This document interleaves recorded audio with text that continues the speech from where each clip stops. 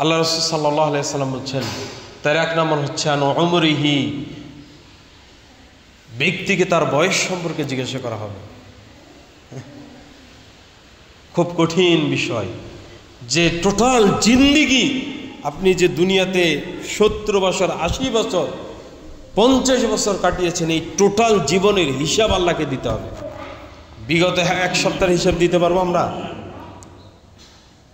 বিগত এক সপ্তাহে কি খেয়েছি, কতটুকু আল্লাহকে স্মরণ করেছি, এই এক সপ্তাহের হিসাব কারো কাছে নেই। মানে বিগত একদিনের হিসাব আমরা দিতে পারবো না। যে আল্লাহর প্রত্যেকটা দেওয়া সেকেন্ড, প্রত্যেকটা দেওয়া মিনিট, প্রত্যেকটা ঘন্টা, প্রত্যেকটা নিয়ামত, জ্ঞান, বুদ্ধি, বিবেক,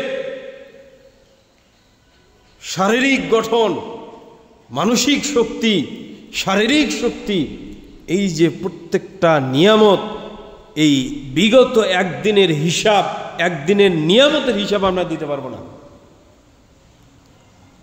তাহলে সারা জীবনের হিসাব দিতে হবে।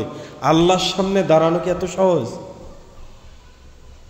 আল্লাহ রাসূল আল্লাহ সুবহানাহু ওয়া তাআলা এই কথা বলছেন যে ওয়ালিমান খাফা মাকাম রাব্বিহি, যেই ব্যক্তি তার রবের সামনে দাঁড়ানোকে ভয় করবে, যে রবের সামনে আমাকে দাঁড়াতে হবে, এই পাপী অবস্থায় আমাকে দাঁড়াতে হবে, আমি তো অনেক গুনাহ করেছি, আমি তো অনেক ইবাদত ছুটে ফেলেছি, আমাকে দাঁড়াতে হবে, তো এইটাকে যারা ভয় করবে এদের জন্য 2টা জান্নাত।